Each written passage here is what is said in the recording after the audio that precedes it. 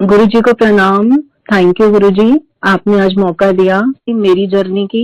तो वो गुरु जी के साथ 2006 में शुरू हुई। गुरु जी के मिलने से पहले मैं बचपन से ही बहुत रिलीजियस थी। जैसे मेरे पापा मुझे बताया करते थे, 3 या 4 साल की एज की मैं रही होंगी और जहां मैं गुरुद्वारे मंदिर देखती थी तो मैं सड़क पे लेट के मत्थे टेकना शुरू कर देती थी। और मैं जैसे जैसे बड़ी होती गई, एक बहुत ही डिफिकल्ट चाइल्डहुड देखा मैंने। मैंने अपनी मदर को 9 इयर्स की एज में खो दिया। और उसके बाद ये मेरे से ज्यादा या उन लोगों से ज्यादा कोई नहीं समझ सकता, जब सर पे माँ का साया नहीं होता तो कोई भी रिश्ता आपके लिए कंप्लीट नहीं है। आपकी लाइफ में हमेशा एक वैक्यूम रहता है और आप वो प्यार, वो अपनापन सबकी आंखों में ढूंढते हो और वो कहीं भी नहीं मिलता। क्योंकि जो एक माँ अपने बच्चों को दे सकती है, वो मुझे मेरी माँ के बाद सिर्फ गुरु जी से वो प्यार मिला। तो मैं इस चक्कर में शायद बहुत रिलीजियस हो गई और मैंने बचपन से ही, भगवान ने, गुरुजी ने मेरे से बहुत पूजा पाठ करवाए, बहुत व्रत रखवाए और मैं बड़ी होती रही। और आज मैं जब सोचती हूँ तो शायद मेरी कोई सच्ची अरदास थी, कोई सच्ची पूजा थी जो उस टाइम भगवान ने सुन ली और गुरुजी ने मुझे अपने दर पर बुलाया। नो डाउट जब मैं उनसे मिली, गुरुजी फिजिकल फॉर्म में थे और मुझे उनकी महिमा का, उनकी कृपा का कुछ भी नहीं पता। मैं बड़े भोले भाव से उनके पास पहुंची थी और ऑनेस्टली ये सोच के पहुंची थी कि शायद वो कोई ऐसे बाबा हैं जो फ्यूचर बताएंगे, जो प्रिडिक्शंस करेंगे, जो मेरा हाथ देखेंगे या कुछ ऐसा। क्योंकि मैं एस्ट्रोलॉजर्स पर बहुत जाती थी, ये मेरी हॉबी होती थी। साल की शुरुआत में लिंडा गुडमैन मेरे घर आ जाती थी, मैं न्यूज़पेपर में फोरकास्ट पढ़ती रहती थी कुछ ना कुछ। और जहां मुझे पता चलता था ना कोई पंडित बहुत अच्छा है, तो मैं उसके पास पहुंच के पत्री और मेरा हाथ उसके सामने होता था। तो और जितने भी एस्ट्रोलॉजर्स पर मैं गई, बड़े से बड़े, और जितने भी पंडितों को मैंने दिखाया, 99% सबने मेरी पत्री देखते थे, फिर बहुत दया भरी नजरों से मुझे देखते थे कि आपको तो कालसर्प योग है, आपको तो मांगलिक दोष है, आपका तो राहु नहीं है, आपका तो केतु नेगेटिव है। मतलब जितने आप दोष बोल सकते हो वो मेरी पत्री में थे। मेरी हेल्थ लाइफ बहुत अफेक्टेड थी, मेरी लाइफ लाइन शायद है ही नहीं अगर आप मेरे हाथ में वो लाइन्स देखोगे। और मैं बड़ी मायूस सी होके वापस आ जाती थी कि कभी तो कोई कुछ अच्छा बोले। तो हमारे कोई बिल्डर फ्रेंड्स हैं जो हमारे घर के पास ही रहते थे। हम उनको दिवाली विश करने के लिए गए घर पर, और उनके घर पर वहां पे मैंने गुरुजी का स्वरूप देखा। और वो लोग एक मॉल बनाने वाले थे उस टाइम पे, अपकमिंग बिल्डर्स थे, और हम ये सोचकर गए थे कि उस मॉल में एक छोटी सी शॉप बुक कर देंगे और दिवाली भी विश कर देंगे। और ये शॉप, जब भी ये मॉल बनेगा तो हमें अच्छे रिटर्न्स मिल जाएंगे। तो मैं और मेरे हस्बैंड वहां पहुंचे। इधर से हम उनको टोकन अमाउंट साइन करके दे रहे थे और उधर से मेरी नजर गुरुजी के स्वरूप पर पड़ी। तो मैंने सीधा अपने फ्रेंड को बोला, मैंने कहा ये बड़े डैशिंग है, ये कौन है? तो वो भी उस टाइम पे नए नए जुड़े थे, क्योंकि उनको गुरुजी से जुड़ने का भी स्पिरिचुअल मीनिंग उन्होंने मुझे नहीं बताया। उन्होंने जो मुझे आंसर दिया वो ये था, हाँ ये हमारे बिग बॉस हैं, यहाँ पे तो बड़े बड़े वीवीआईपीज आते हैं और यहाँ पे बड़ी मौजें होती हैं। तो मैंने उसी टाइम उनको बोला कि प्लीज मुझे भी ले चलो, और मेरे अंकल ने मुझे वहीं से घूरना शुरू कर दिया कि अब ये किसी नए पंडित या नए एस्ट्रोलॉजर के चक्कर में पड़ गई और मुझे भी साथ लेके जाएगी। तो नेक्स्ट डे मैं अपनी फ्रेंड के साथ उसकी कार में थी, और हमारे घर से गुरुजी के स्थान का डिस्टेंस 1 घंटे का था। और पूरा रास्ता वो ना वही बातें करती रही, गुरुजी का चोले, गुरुजी की जुतियां, गुरुजी के पास ये संगत आती है, गुरुजी के पास ऐसे होता है। और मैंने मन में सोचा कि यार ये तो हिप्नोटाइज हो गया, इनके पास कोई टॉपिक ही नहीं है, गुरुजी गुरुजी गुरुजी। और उसने मुझे ट्रेनिंग दी पूरा कि तुमने वहां जाके कोई क्वेश्चन नहीं करना, कुछ पूछना नहीं है।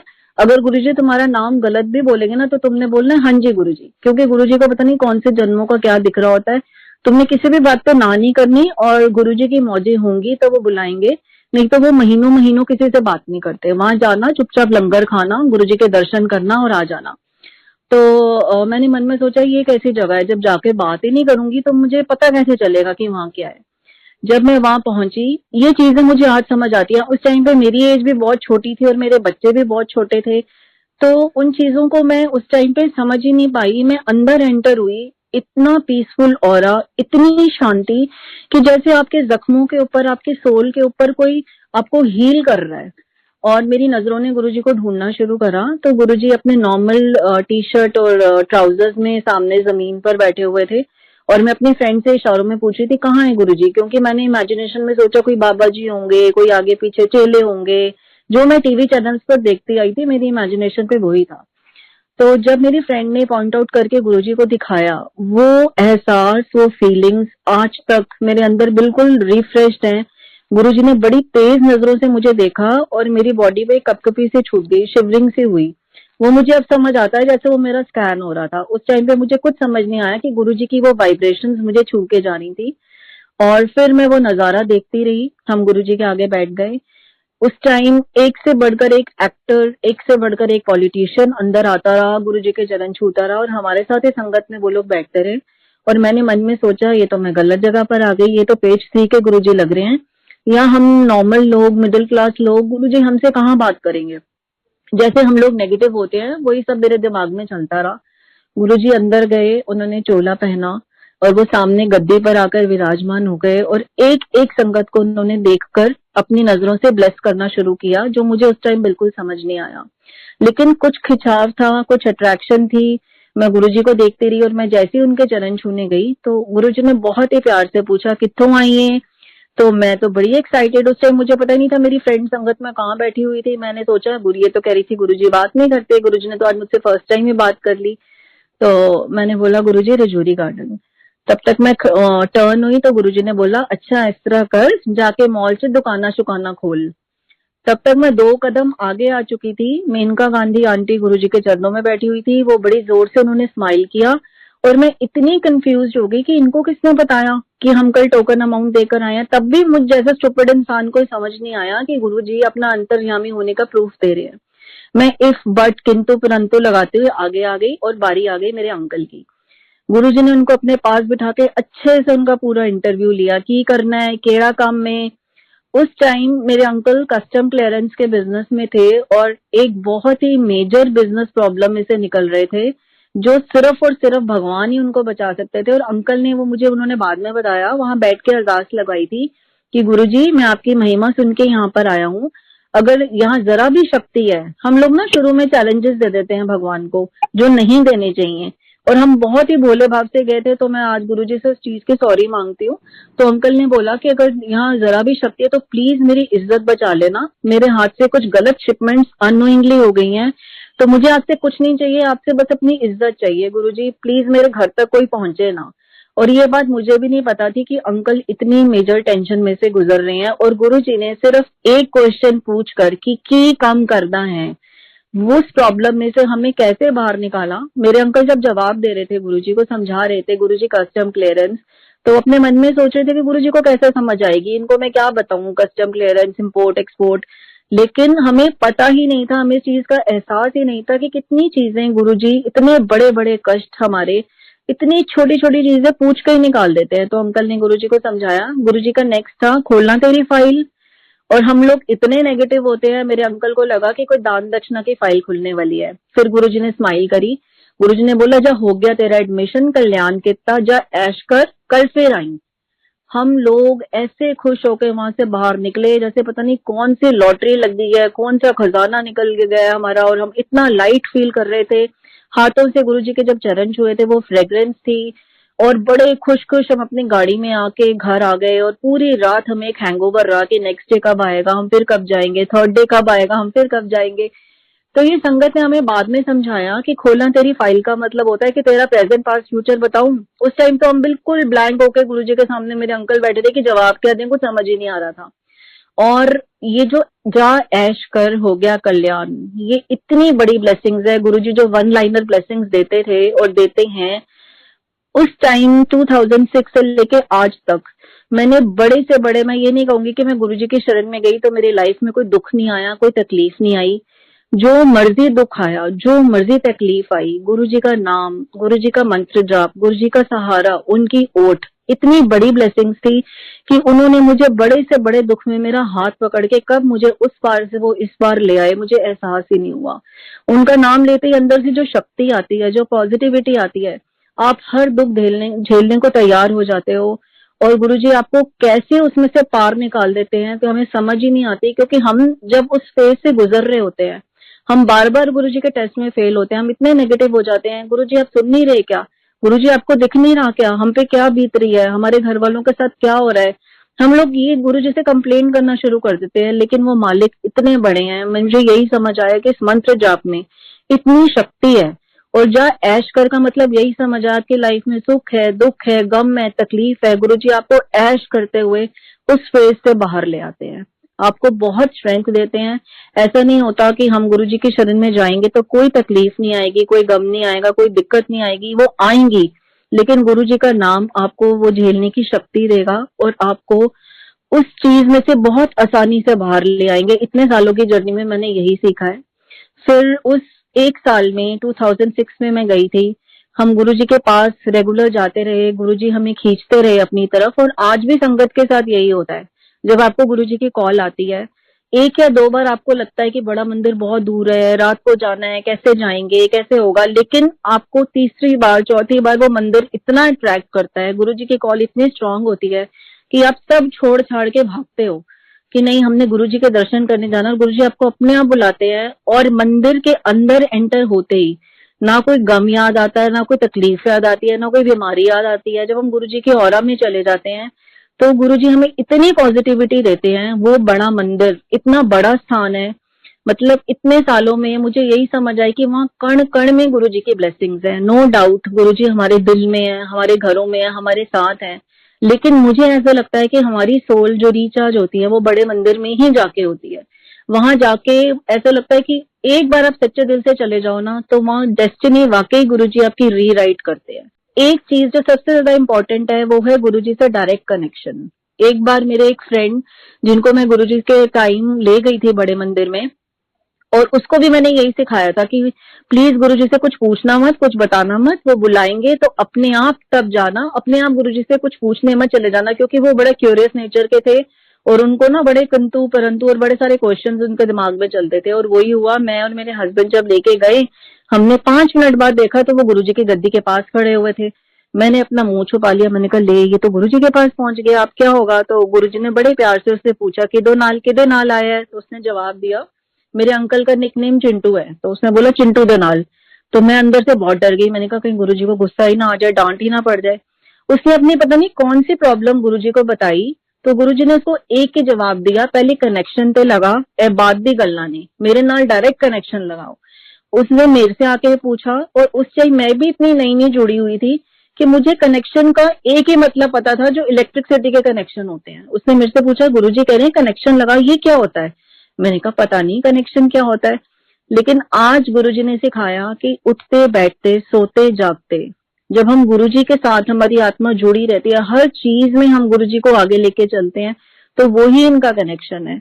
और गुरुजी से सच्चा रिश्ता इस दुनिया में मुझे कोई भी नहीं लगता। माँ बाप, बेस्ट फ्रेंड, गुरुजी एक टीचर, एक आपके ब्रदर, आप जो उनको ढूंढो गुरुजी आपको उसी रूप में आके आपके साथ खड़े हो जाते हैं।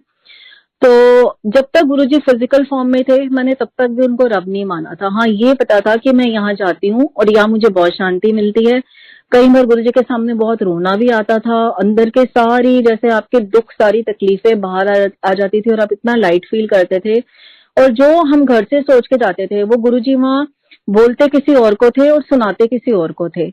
आज भी जब मैं वो सीन आंखें बंद करके याद करती हूँ ना, तो मुझे लगता है वो कोई और ही दुनिया थी, कोई और ही प्लेनेट था, जब गुरुजी साक्षात आपके सामने बैठते थे और हम सब उनके चरणों में बैठते थे, शब्द कीर्तन चल रहे होते थे और गुरुजी अपनी नजरों से, अपने विजन से हम सबको ब्लेस करते थे।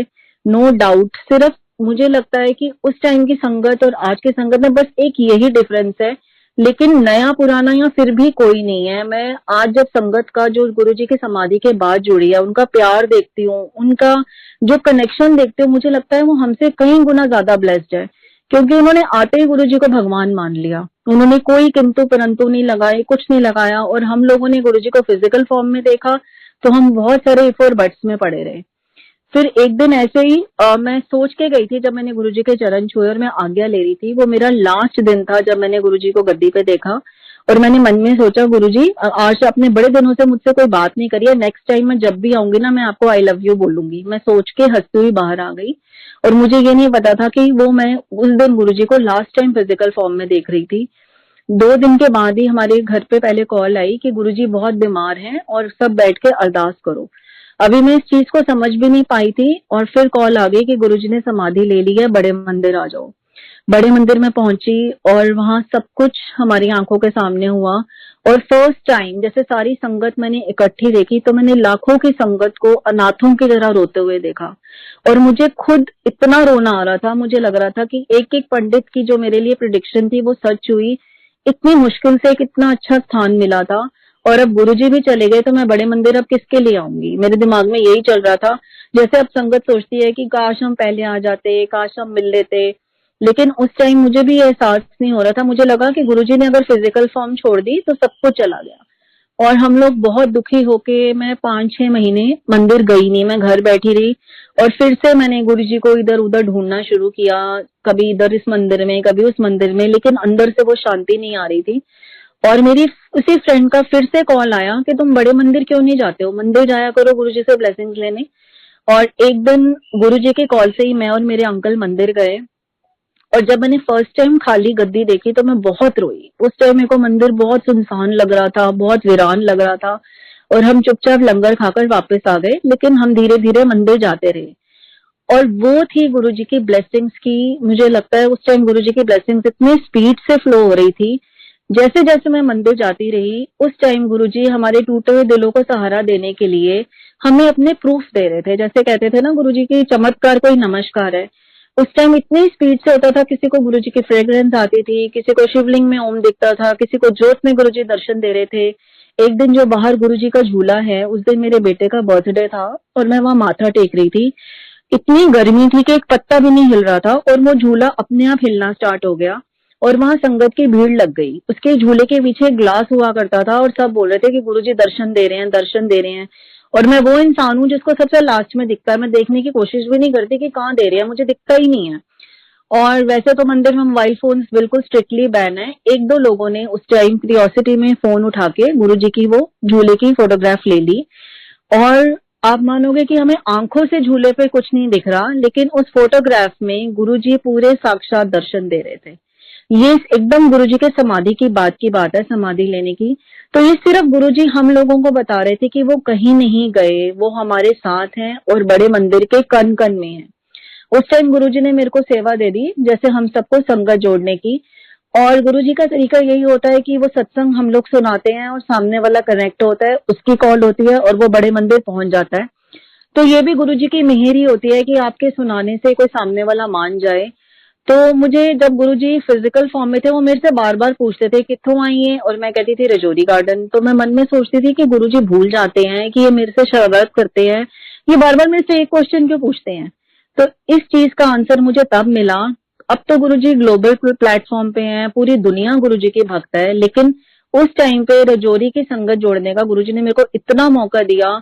मेरे आसपास के नेबर्स, मार्केट के लोग और मेरे दूर के रिश्तेदार जिनसे मेरा कोई लेना देना नहीं था, सडनली सब मेरे सामने आते थे, कुछ ना कुछ प्रॉब्लम बताते थे। और मैं बड़ी शान से कहती थी एक बड़ा मंदिर है, हमारे गुरुजी हैं, वहां चलो, हमारे बड़े मंदिर में चलो, गुरुजी आपको जरूर ब्लेस करेंगे।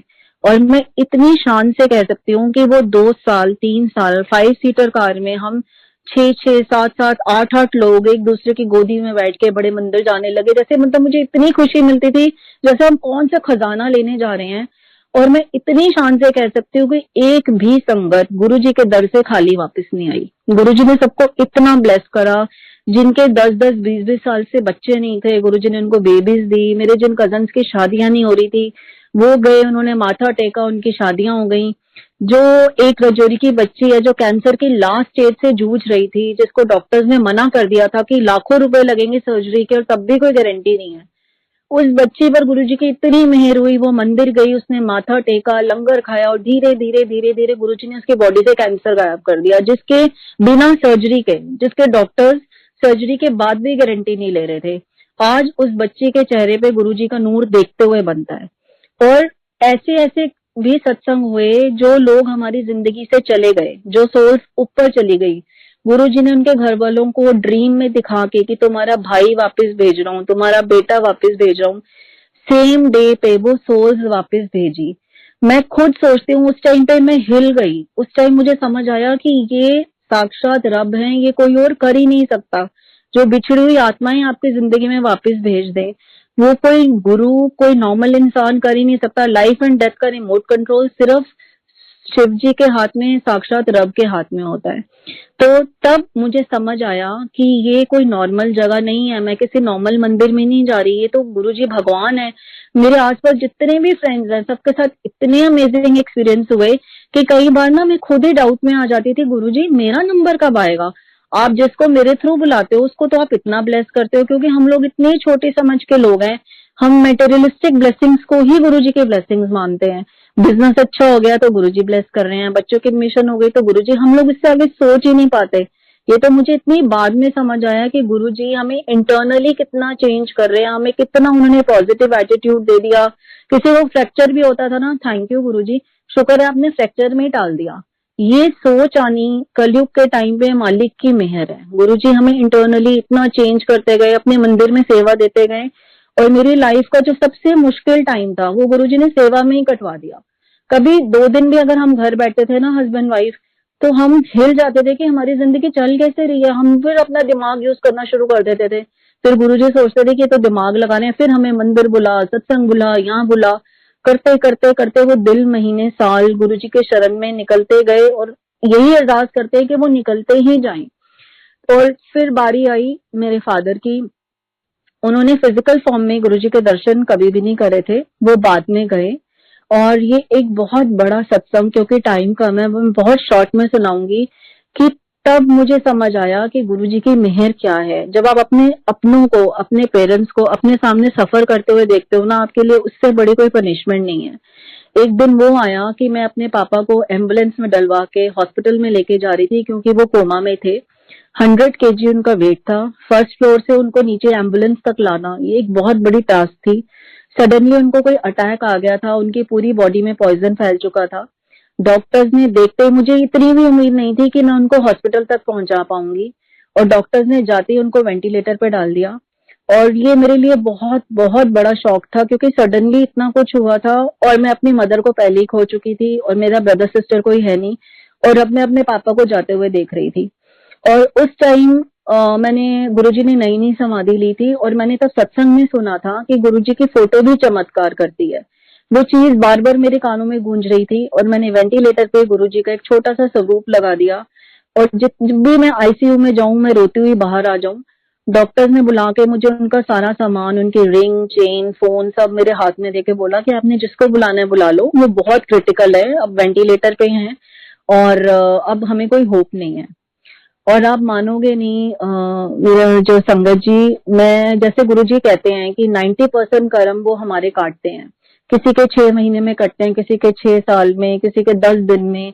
वो हमारी कार्मिक जर्नी कितनी बड़ी है ये हमें नहीं पता। मेरे फादर के वो कर्म एक रात में कट गए। नेक्स्ट डे डॉक्टर्स ने उनका वेंटिलेटर उतारा, मैं बाहर खड़ी होकर अरदास कर रही थी, और जब उनकी फूड पाइप्स वगैरह सब उतारी और मुझे उन्होंने आईसीसीयू में बुलाया, मैं बहुत कांपते हुए दिल के साथ अंदर गई, और अंदर का नजारा मैं आज तक नहीं भूलती। मैं किस हालात में अपने पापा को हॉस्पिटल लेके गई थी। अंदर वो आईसीयू के बेड पे उठ के बैठे हुए थे, उनके चेहरे पे इतना ग्लो था, उनकी आंखों में इतनी चमक थी, और मेरे को एक आईब्रो ऊपर करके बोलते हैं, और बाबूजी की हाल है? और मैं एकदम शॉक्ड, मेरी टांगे कांप रही थी। मैंने कहा आप कैसे हो पापा? कहते तेरे को पता है गुरुजी यहाँ मेरे साथ खड़े थे। तो मुझे लगा कि वो अब भी ठीक होके बोल रहे हैं। मैंने कहा पापा प्लीज आप रेस्ट करो। कहते तुझे पता है वो मेरे साथ खड़े थे, और मैं जब बेहोश था तो मेरे अंदर लगातार मंत्र जाप चल रहा था। और बस उन्होंने इतनी बात बोली, उनका वो, मतलब इतना नूर था उनके चेहरे पे, जैसे कोई शक्ति आके उनके अंदर लाइफ डाल के चली गई है। और मैं रोती हुई बाहर आ गई, और बाहर जितने भी मेरे रिश्तेदार खड़े थे मैं सबके गले लग के रोती रही कि गुरुजी ने न्यू लाइफ दे दी, गुरुजी ने न्यू लाइफ दे दी। और वाकई मुझे उस दिन समझ आया, जब गुरुजी फिजिकल फॉर्म में थे तो वो बोलते थे जा तेनू एक्सटेंडेड लाइफ देती, जा तेनू न्यू लाइफ देती। और मैं अपने दिमाग में सोचती थी यार ऐसे कैसे न्यू लाइफ मिल जाती है, ऐसे थोड़ी ना एक्सटेंडेड लाइफ मिलती है, हम लोग बाज नहीं आते। गुरुजी ने मेरे फादर को एक्सटेंडेड लाइफ दी, और तब मुझे उसका मतलब समझ आया। उन्होंने, जैसे कहते ना, मुझे पूरा डुबो के वापस बाहर निकाला। उनका पूरा वो प्रोसेस दिखा के पापा को लास्ट स्टेज पे पहुंचा के उनको वापस उन्होंने जीवन के 7 साल दिए। और वो 7 इयर्स उन्होंने गुरुजी से जुड़कर बहुत अच्छे तरीके से निकाले। उनके रोम रोम में गुरुजी का नाम चलता था। और उसके बाद जब वो 7 इयर्स खत्म हुए, लास्ट के कुछ महीने वो बेड पे थे, उनको पैरालिसिस का अटैक हुआ।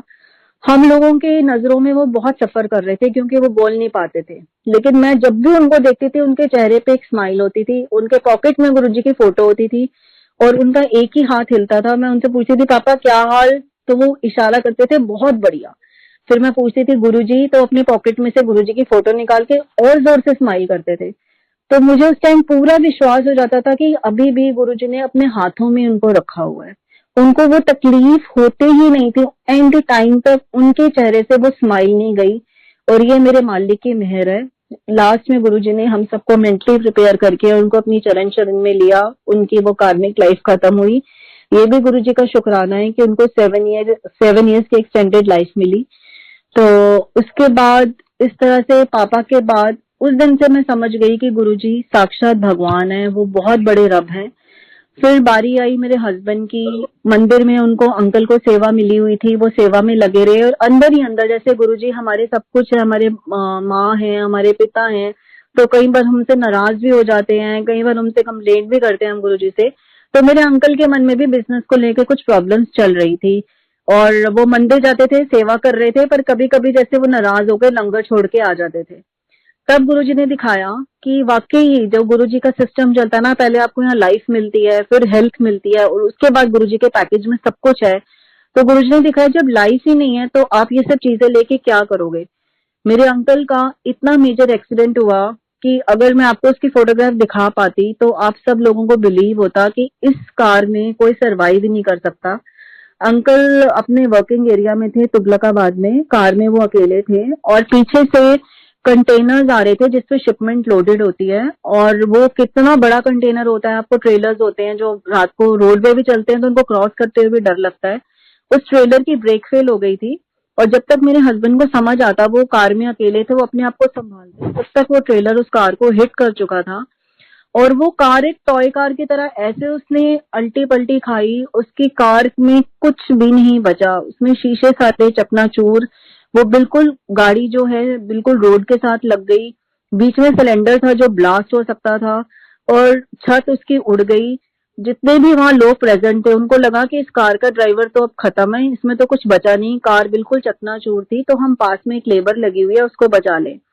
5 मिनट में उस कार के कचरे के ढेर में से मेरे अंकल निकले और अपनी बॉडी में से उन्होंने पूरे कांच वांच झाड़े। उनको खूब स्वेटिंग हो रखी थी तो उनको लगा कि शायद मेरा कहीं से ब्लड ब्लड निकला है, मैं अपने आप को चेक करूं। वो साइड में खड़े होकर अपने आप को चेक कर रहे थे। तो आप मानोगे इतने इतने भयानक एक्सीडेंट में जहां लोहा नहीं बचा, जहां उस कार में कुछ नहीं बचा, अंकल को कोई फ्रैक्चर नहीं, कोई चोट नहीं, कोई खून की एक बूंद तक उनकी बॉडी में नहीं थी। गुरुजी ने उनको बिल्कुल स्क्रैचलेस इतने भयानक एक्सीडेंट में से बाहर निकाला। और वहां पुलिस वगैरह जब पहुंची तो उन्होंने पूछा गाड़ी कौन चला रहा था, तो मेरे अंकल ने बोला मैं चला रहा था। तो पुलिस वाले बोला या तो मजाक कर रहे हो या फिर कुछ और बात है, बताओ क्या रीजन है, तो या कोई बहुत बड़ी शक्ति आपके साथ चलती है। तो अंकल ने बोला कि कार मैं ही चला रहा था और गले में गुरुजी का लॉकेट पहना हुआ था। अंकल ने वो लॉकेट दिखाया कि हमारे साथ हमारे बिग बॉस चलते हैं। वो दिन है और आज का दिन है, मतलब जब मैंने उस गाड़ी की हालत देखी थी ना, मेरे को सीरियसली मैं फेंट होते होते बची। मैंने गुरुजी का इतना शुक्राना किया, इतना शुक्राना किया। और मुझे गुरुजी ने ये समझा दिया, मेरे दिमाग को बिल्कुल ब्लैंक कर दिया कि कोई भी लाइफ में टेंशन आए, कोई भी लाइफ में दुख आए, मैंने गुरुजी के आगे सरेंडर कर दिया कि गुरुजी आपने देखना है। क्योंकि जो मालिक आपको जिंदगी दे सकते हैं वो आपको कुछ भी दे सकते हैं, उनके लिए सब कुछ सेकंड से भी सेकंड का काम है हमें कुछ भी देना। और मुझे ये समझ आ गया कि हमारी लाइफ में चाहे पक्की बात है आपके पॉकेट में चाहे लाखों रुपए हैं चाहे हजारों रुपए हैं, जो काम आपके लिए जरूरी है वो राइट टाइम आने पे गुरुजी जरूर करेंगे। वो हमारी इतनी लाज रखते हैं, हमारे इतने पर्दे ढकते हैं कि हमारी लाइफ का कोई इम्पोर्टेंट काम गुरुजी रुकने नहीं देते और सब कुछ करते हैं। तो इस तरह से गुरुजी ने मेरे पापा के बाद मेरे अंकल को न्यू लाइफ दी।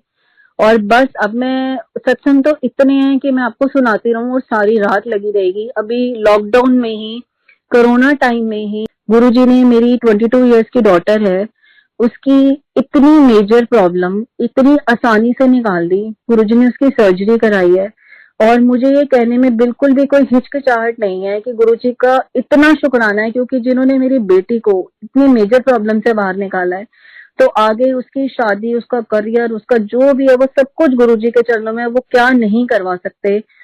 कोरोना, एक्सट्रीम कोरोना के टाइम में गुरुजी ने उसका राइट डायग्नोसिस करा के, राइट टाइम पे उसकी सर्जरी करा के उसको बिल्कुल ठीक ठाक हमारे हाथों में दे दिया। मैं जब ऑपरेशन थिएटर में उसके पीछे भाग रही थी ना, मेरी आंखों में आंसू थे। मैं उस दिन भी फेल हुई। मैंने उस दिन भी गुरुजी से कंप्लेन करी, गुरुजी आप मुझे क्या दिखा रहे हो? मुझे तो अपनी बेटी की डोली के पीछे जाना था और आप मुझे उसके ऑपरेशन थिएटर के बाहर आपने लाके खड़ा कर दिया। लेकिन वो उसका भी कोई कार्मिक प्रोसेस था जो उसको झेलना था, और गुरुजी ने वो कुछ घंटों में खत्म करा के बिल्कुल ठीक ठाक बच्चा वापस मेरे हाथ में दे दिया। और इतने मुश्किल टाइम पे गुरुजी ने इतना इजीली उसका ट्रीटमेंट करा दिया। इसमें गुरुजी की बहुत बहुत मेहर है, उनका बहुत बहुत शुक्राना है। गुरुजी हर पल हमें संभालते हैं। हम लोग नेगेटिव हो जाते हैं पर वो हमारा हाथ कभी नहीं छोड़ते। और ये बात बिल्कुल सच है, क्योंकि जब मैंने भी अपनी बीमारी झेली थी और जब मैं एक एक पल जिंदगी को तरस रही थी हॉस्पिटल में, तो मुझे ये बात बिल्कुल सच है जो सत्संग में सुनी थी कि हमारे लास्ट टाइम में, हमारी मुश्किल की घड़ी में कोई भी काम नहीं आता। हमारे फैमिली मेंबर्स, हमारे फ्रेंड्स, हमारे घर वाले हमारे लिए रो सकते हैं, हमारे लिए प्रे कर सकते हैं, और एक पॉइंट के बाद सब हेल्पलेस होते हैं। और उस टाइम पे सिर्फ एक सच्चा रब, एक सच्चा गुरु, वही हमें तार सकते हैं, वही हमें संभाल सकते हैं, और वही हमें जीवन दान दे सकते हैं। और मेरी फैमिली में, मेरी लाइफ में गुरुजी ने एक एक मेंबर को न्यू लाइफ दी है, और उसके लिए उनका हर पल शुक्राना है, हर पल उनकी मेहर है। Thank you so much. जय गुरु जी। फिर से मौका देंगे तो फिर मैं और सत्संग शेयर करूंगी। Thank you.